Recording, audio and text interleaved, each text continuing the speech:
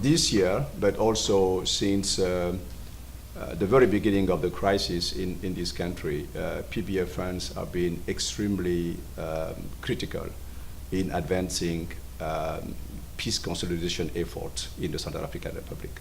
This year in particular, we have a number of critical issues.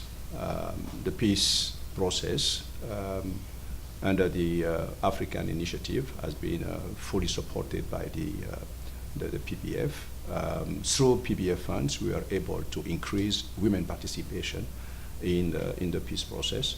And I can also add the role that PBF funds have played in advancing the strengthening of state authority throughout the country. But I think this is an issue that my dear colleague, the DSRC, Najat, is responsible for. Thank you very much, SRSG. I think one has to remember that the PBF was one of the first donors when it comes to the implementation of the RCPCA, which is really the national vision and the national plan for recovery and peace consolidation.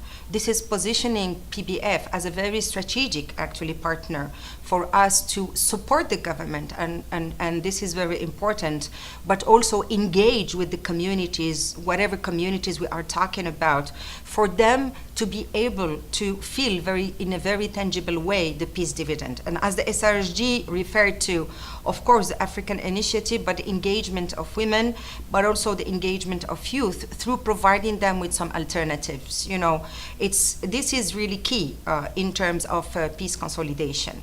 The other point which the SRSG referred to as well is the integration. In a country like CAR, going through the crisis it went, and being involved now in a very important page of its history, it is very important for us as United Nations to come as one. And through PBF, we have been able really to prove that this is possible, that this is doable, and it is ongoing. Yeah, and beyond actually us, meaning the UN family, PBF funds being really catalytic have made it easily possible for other donors, other partners. I can mention the EU, the European Union. I can mention the US, for example. They have been able to chip in with substantial funds, including involved, the DDR process and also the peace process. And when it comes to the DDR, that is the disarmament, demobilization, and reintegration of former combatants, PBF funds have made it possible for us to work with all 14 groups, armed groups, and to facilitate indeed their reintegration into the national security and defense forces. Of course, it was just at the pilot phase, but these were extremely critical funds.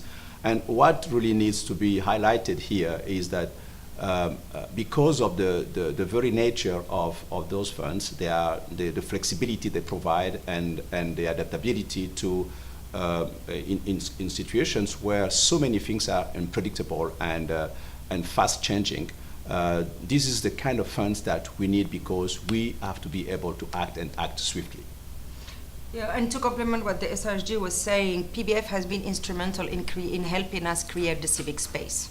And we all know how important it is to engage the population in all the process, and it's not something that can be done overnight. So it's a process, as we already said. And the ownership as well. I mean, the very particular situation of CAR made it absolutely vital that the ownership of the government, the ownership of the political power, but also the ownership of the communities is key for this process and this dialogue to succeed. And PBF was really unique in doing that. So it's really the opportunity to once again express all the gratitude to PBF and to the donors of PBF who actually came here in a mission last year, and they have been able really to touch the ground and have a reality check on how we are using the PBF and how this is really transforming the life of the communities whenever we have been able to implement the projects. Yeah. And again, really working in in conflict situation, and especially in an environment where there is a peacekeeping mission, PBF funds are extremely vital. And I can already mention you, Najat, you referred to local peace processes, because indeed of the conflict dynamics in the country, we have to be capable of supporting local peace processes. And this requires, easily and quick resources funding. And because of, thanks to the PBF funds, this has been possible, and it has hence enabled the mission and the UN family as a whole to advance the stabilization process in the country. Two other key areas on stabilization. Thanks to PBF funds, we were able to facilitate the training of the newly recruited police and gendarme officers. They have been able to create a real curriculum that would benefit not only the current trainees, but also future trainees. And this, of course, is extremely important in a country where there is still a need to strengthen the security sector in this post-conflict situation. Last, maybe, and important to mention is, again, on the women participation. We have been able to facilitate the review of the draft electoral law, which with a specific focus on women-related issues, so that moving towards the 2020-2021 general elections, there would be greater women participation in that important electoral process. Yeah, and just before the SRHD is concluding, I would like also to mention that the PBF is really the translation of the Secretary General reform, which is really about bringing all the parties together, including UN.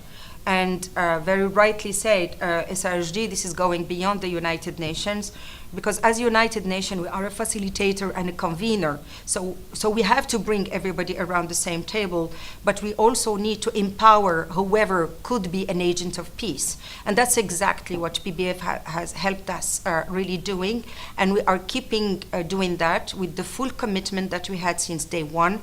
And again, thanks to the donors of PBF for that opportunity. Absolutely. Thanks to the donors, and thanks to this very innovative, it's still a young tool, but very effective in its ability to really align with national priorities. And this is extremely important, especially as we slowly move towards the upcoming dialogue, national dialogue, as you know, which will take place on 24th January in Khartoum. I think this will be extremely important, and I just want to hope, we really hope that the PBF will be also very, engaged in this new year, 2019, as we will be looking at not only achieving a comprehensive peace agreement, but most importantly, and this is where often we fail, we need to ensure that there will be flexible funding for the implementation of the agreement, so that peace, security, and stability can hold in CAR. Thank you very much. Oh, thank you. Thank you so much.